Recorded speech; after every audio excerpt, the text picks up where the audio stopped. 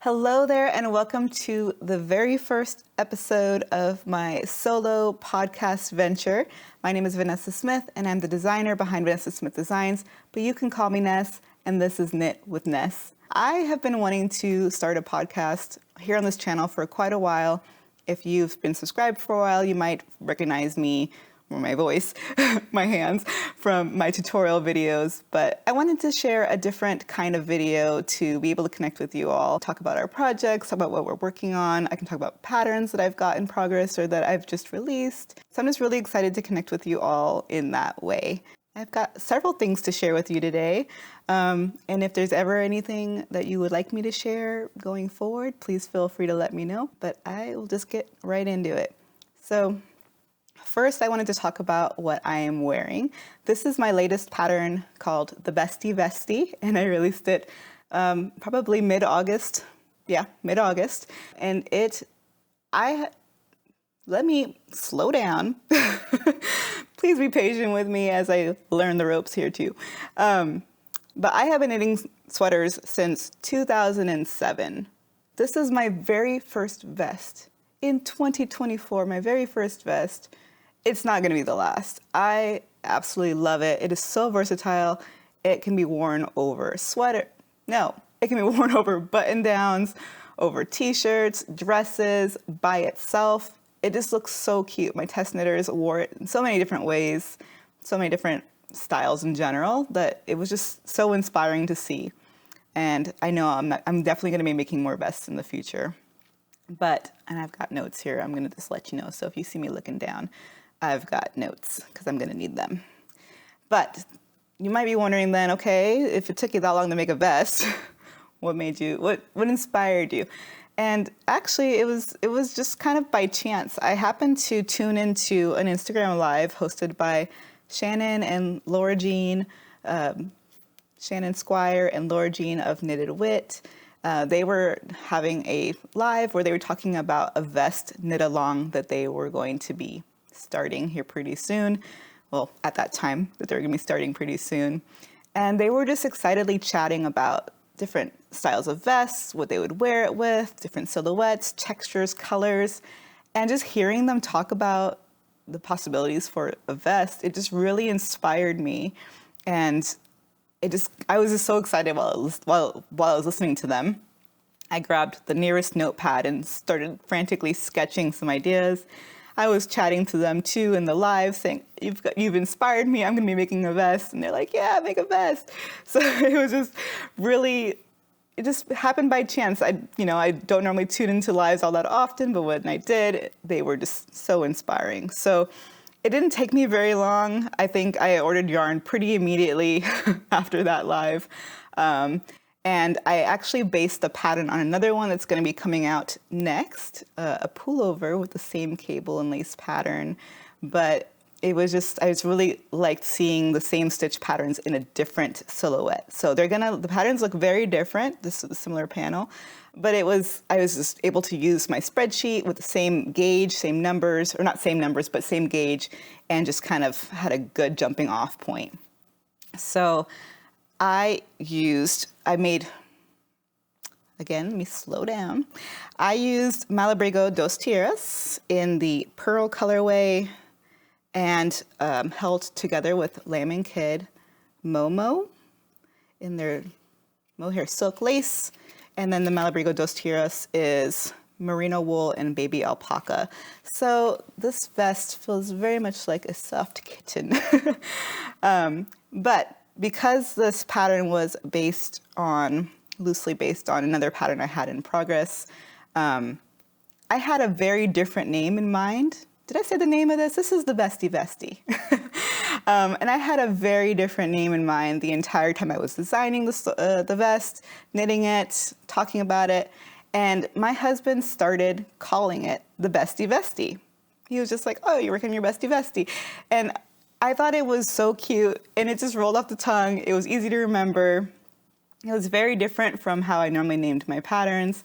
And I was shocked to see that nobody on Ravelry had named anything except another pattern with the Y, a Y, Bestie Vestie with Y. But in the spelling, nobody had named a vest Bestie Vestie. So I just like, I want to take that name, and I love it so much. So that's how the name came about. But it was really cool because in hindsight, the name just kind of, it worked out to be really perfectly. Again, Shannon and Laura Jean, they are great people, but they're best friends. So they're besties. And then when Jade, my friend, one of my besties, Stitch Mischief, was here visiting from Canada, I was actually working on this vest while she was here. So, and then also the pattern has two versions, a cropped and a mid-length version. And you know, when you and a friend might have very similar tastes, but sometimes one might like something a little different. So you've got two options for whatever your style may be. So that's how the name came about. That's the yarn I used. I used size 6, which is 4mm, and size 4, 3.5mm needles. So it knit up quite fast and used actually very little yarn. The pattern, let's talk about the pattern now. The pattern is available in 13 sizes, ranging from 28.5 to 65.5 inches in bust circumference. But the cool thing was, while I had the other sweater in test knitting, I showed my testers a preview of the vest, and several were like, sign me up, I want to test knit that too. We got to talking about sizing, and one of my testers was like, okay, what size do you recommend that I make? Because this is my bust circumference, and my grading, I grade 3 inches between sizes, typically 2 to 3 inches between sizes. So for this pattern, I graded 3 inches between the sizes, and she fell literally right between the sizes. So I was like, you know what? I got you. Let's see if I can figure something out. And I was so glad we had that conversation, because I actually was able to provide guidance for making in between sizes and 1/2 size larger than the largest size. So the in between sizes range from 30 to 67 inches or 75 to 167.5 centimeters. So this fits a variety of bodies beautifully. And I'm going to get into more customization as well, because I like to offer options in my patterns. And as soon as I had that settled, like I kept getting more and more ideas for how people can modify this pattern. And so I was so glad we had that conversation. And I just love when people ask questions and like that stretch me in that way, right? Like I just kept thinking about the possibilities. So that is the size range. The vest is intended to fit with some negative ease at the full bust when worn over another garment, and up to 1 inch or 2.5 centimeters when worn by itself. So my samples in the pattern, I'll drop some pictures on the screen here. My samples are shown in the size 3 with 1 inch of negative ease before layering, and I have a cropped body and a mid-length body option.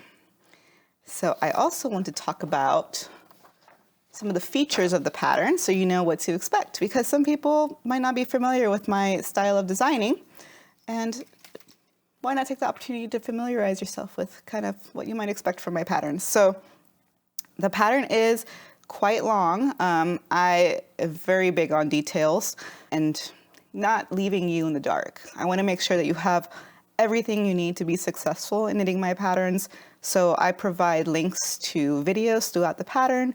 I created a playlist here on my channel for the vest, so you can check that out actually if you want to see what you might be doing. I included a full schematic for both length options. I'll just flash that here for you. You can just kind of see what the schematic looks like. You got the mid-length and the prop length. And then I have a couple pages of fit customization tips. So I've seen a lot of conversation recently about people using their upper bust circumference rather than their full bust circumference to choose their size. So if that is something that you prefer to do, I actually have vertical dart instructions, and those would be just added along the princess seam lines. You can add up to 2 inches that way, and then you would decrease them out. The sweater is the vest. The vest is knit from the bottom up.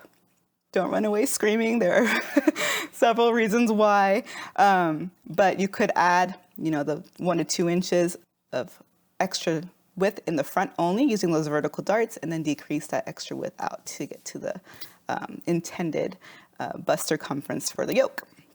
So I've got that information about making the in-between sizes, as we already talked about, and information for modifying lengths. For example, if your torso is a little longer or shorter than mine, I included my own measurements in the pattern as well, so you can compare my ease with what your ease would be.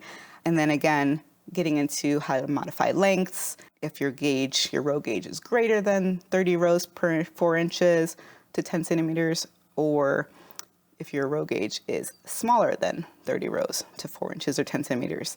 And then of course too, if you change the number of rows, the number of stitches that you have to pick up along the neckline or the armholes would be different. So I include a link to one of my videos where I talk about the best way to find your pickup ratio. So once again, pattern includes instructions for both 2 lengths, lots of video tutorials, written and charted instructions for the center panel, and oh yes, horizontal bust darts. So I have a little worksheet in the pattern for you to figure out if you need bust darts, and then I have several ranges for you to do if you need them. So that's all included. You don't have to do any math in that sense. You can just follow the pattern and get the best fit for your body. And I think that is pretty much kind of sums it up. Again, there's video links where the techniques are used. Again, there's a playlist. Actually, I made this pattern very interactive as well. There are like check boxes and just things that might be handy for you. So that is my Bestie Vestie pattern. And if you decide to make one, I would love to see it, love to hear what you think about the pattern. Putting stuff around, putting stuff here, put that there. The pattern was test knitted by 90 test knitters. And because there are 13 sizes, there's in-between sizes, there's 2 lengths, I wanted to make sure that the pattern was good, solid. It's very thorough, and I wanted to make sure even multiple or variety of skill levels was also included. So for at least 3 or 4 test knitters, this was their first cable pattern. For a lot of people, actually, this was the first time that they were doing the alternating cable cast on or the sewn tubular bind off. I think too, for a lot of people, this was their first vest. This was their first bottom up garment. I will say, because I kind of give it a little preview, or I can't think of the right word, but it's bottom up mostly because I wanted the stitch pattern to point, the leaves. I wanted the leaves to be going up. And also you're casting on the stitches at the hem. And for some reason, I just thought the casting on that many stitches would be better than doing the sewn tubular bind off for that many stitches. Yeah, and it just helped with the shaping, and yeah, so there's reasons. A lot of my patterns, I should say, a lot of my patterns are top down, but for this pattern, I decided to go bottom up. And it actually isn't so bad. It stretches your brain a little bit too. Makes you think about pattern construction a little differently. So I know that when I was grading it, it kind of broke my brain a couple times. I'm like, okay, so I got to think about this backward from what I'm used to, right? So, but I had a lot of fun with it, and it worked out really well for a lot of people. I have a test knitter gallery on my website, and I have an Instagram story highlight showing my testers samples, and so you can see a lot of beautiful vests on a variety of bodies, and I'm so grateful to my testers. They really helped make the pattern as good as it is. And also I was able to take a lot of their thoughts and the changes we made to this pattern and apply it to the other one that's going to be coming out. So I'm super excited. It's great, and I hope that you love it. And also my tech editor, she did an awesome job too. So help me find things that just make it better. So yeah, that is my Bestie Vestie pattern. And look at my notes. Oh, also, yes, if you are like, where is this pattern at? I have it available on Ravelry, Etsy, or my website, vanessasmithdesigns.com.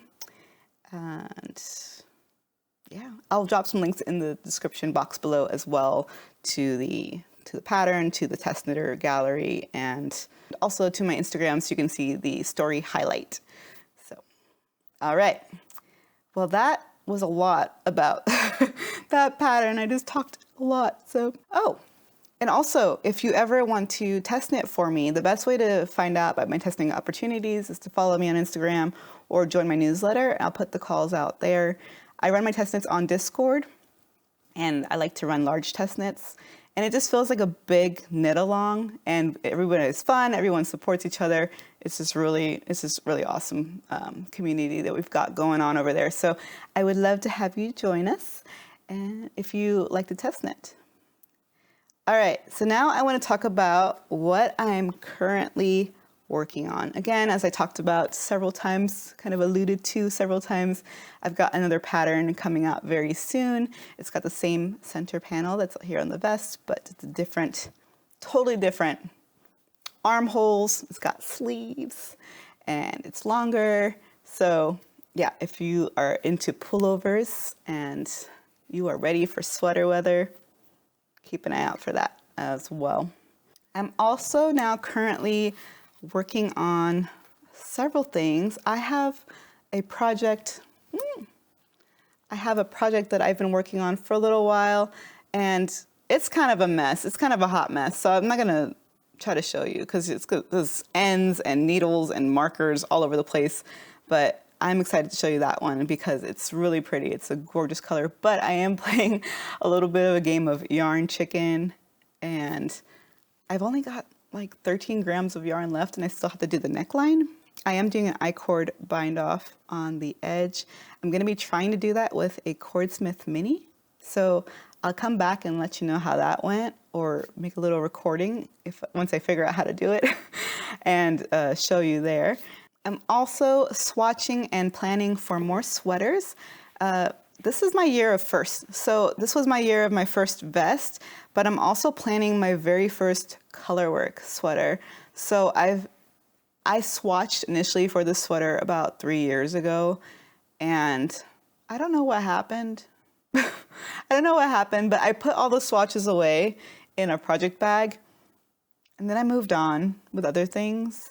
And then now I'm like, I really want to finish that sweater or get that sweater going, actually. So I pulled out, I had a stack of swatches. I posted about it on my Instagram. I had a stack of swatches, and I'm like, can I trust these swatches?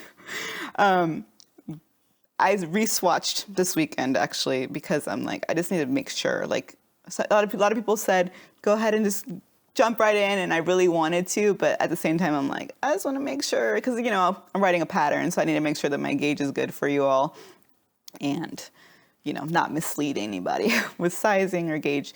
But this is going to be my main color for the first colorwork sweater that I'll be doing, and I'm using Julia Salen in Journey Sport in the latte colorway.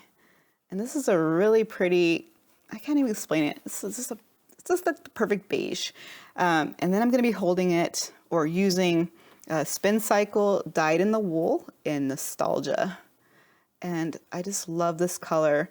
Actually, I had a few skeins, and the first couple that I wound, they had a lot more variation to them. They had a lot more blue and kind of emerald green.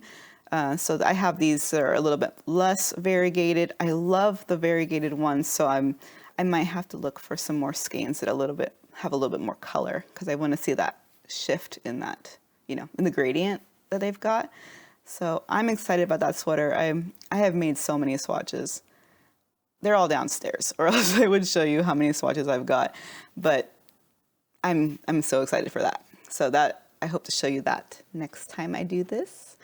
And then I'm knitting another version of my Stars Hollow hat.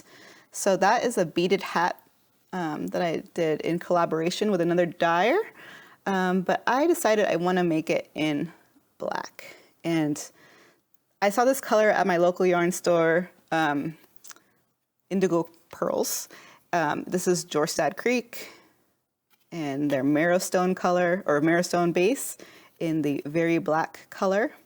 And I saw this skein. It was like their last skein left. I saw it, and then I was like, oh, oh, it's so pretty. I want to use that. And then I didn't buy it, but I kept thinking about it. So I had to go back and get it.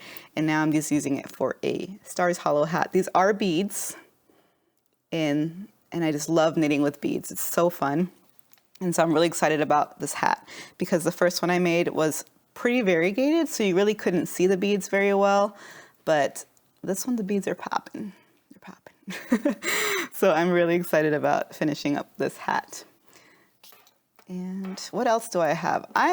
Okay, I will say real quick, I am usually a monogamous knitter. I usually have like one project on the needles, 2 max. But right now that fall is kind of, making an appearance, I am so inspired and motivated to knit and cast on all the things. I have so many ideas. I am swatching and sketching, and yeah, it's pretty wild. But I know that you understand because you're my people and you're a knitter or a crocheter too, and you know how it goes. You know the cast-on-itis that we get, especially when fall is right around the corner. So what else do I have? In other exciting news, I'm going to be hosting my first knit-along at that local yarn shop at Indigo Pearls. They have asked me to do a knit-along of one of my colorwork hat patterns. So they've asked me to do a knit-along of this pattern here. This is my Kestra hat. And I'm going to be using these beautiful, oh, you ready? Oh. Okay.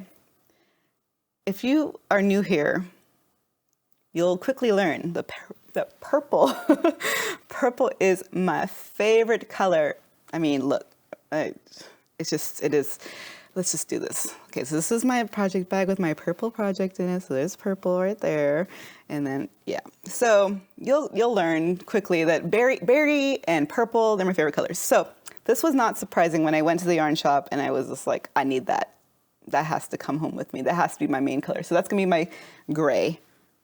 Okay, and then I'm gonna be using, I keep saying holding together because I'm in the mohair kick. So I'm gonna be using this other beautiful speckle color with it. And those are gonna be my chevrons, or this yarn's gonna be my chevrons. So this is Waifu Yarns. I'm probably really messing up the name, but this, I'll hold it up here on the screen for you to see. Waifu Yarns, and she is a local dyer to me. This is her 𝙭𝙯𝙯. Oh, I'm messing up the names. I'm so sorry. This is one of her DK bases. Of course, this is I Purple You, which I think that was so cute. And then this is Worldwide Handsome. So I'm super excited about casting this on. The knit along is at the shop here coming up in a couple weeks. So I need to get started. We're going to just be knitting the brim and then meet to do the transition to the color work together. So I'm really excited about that. I have never done a knit along locally before. I'm usually knitting by myself here at my house and talking to people online. So I'm actually really excited to meet some more local knitters and to do that. And then if I have yarn left over, maybe I will also make some of my Kestra mitts. So this is the mitts, and the underside has a different, this is the palm side, and the thumb, and then the top. So I should have enough yarn to also make the mitts. So I'm super excited about having a new Kestra set for the winter and in my favorite colors. Because look at that, I mean, this even has purple in it too, right? It's got black speckles, a little bit of, yeah, it's got a little bit of orange in there, peach. So I'm super excited about that. All right, I have showed you all the things I'm working on and what I'm gonna be working on here pretty soon as well. So again, I'm gonna finish that purple top, gotta start my colorwork sweater, start my Kestra hat, and get ready for another pattern release. I guess you have to record one more video for that release. So you probably have seen little sneak peeks of that sweater in some of my other videos if you've watched them, the sewn tubular bind off video, and maybe another one I'm forgetting right now. But yeah, lots of fun stuff going on around here, and I'm excited to keep sharing more with you. So again, thank you for your patience with me today as I, got my bearings and kind of figured out how I'm going to do this. Again, if you have anything that you'd like me to cover, answer questions for me, That was a weird sentence, but I think you know what I mean. If you have anything you want to ask me, have me talk about in a future podcast, please let me know. I'm super excited to keep doing this and get better at it. So thank you for bearing with me. One more thing I wanted to show you before we sign off, because yeah, I'm super excited about it. Over the summer, hold on, let me backtrack. If you have seen me on another podcast, my podcast with my friend Jade, the Sorry Not Sorry Knits podcast, one episode we talked about a feature of my Knitty a Hat pattern in an issue of the Knitter magazine. And we talked about it, and afterward, the same woman I talked to at the magazine reached out to me again, and she's like, do you want to be featured in the Knitter magazine again? A full page feature, a little interview. And I was like, oh my gosh, of course, you know. So over the summer, I received in the mail the issue that I'm in this time. It's issue, I think it's 203, one of their summer issues. And if you turn to page 19, I was so excited when I saw this, and I wanted to share it with you too, because it's super cool. Because, you know, look, there's me.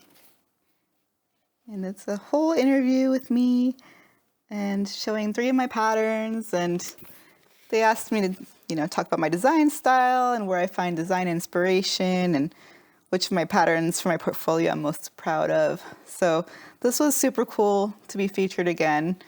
You know, it's just little me in a magazine. And so actually too, I had to have surgery over the summer as well. And so I was down for about a month and a half. But my first post-op outing, I ran to Barnes & Noble and I had to look at the magazine in the store. Because like I have been going to Barnes & Noble since I was a kid. And before I started knitting, again, I started knitting in 2005.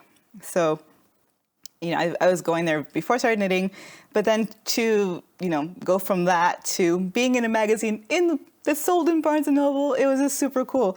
So, yeah, I just wanted to share that with you as well. And that's all I have. That's all I have now. And if you enjoyed this, if you enjoyed knitting along with me today, please say hello and, you know, hit the like button, let me know. Once again, if there's anything you want me to answer or talk about, let me know that too. I'm excited to keep going with this. So I will see you in the next one. All right, take care. Bye.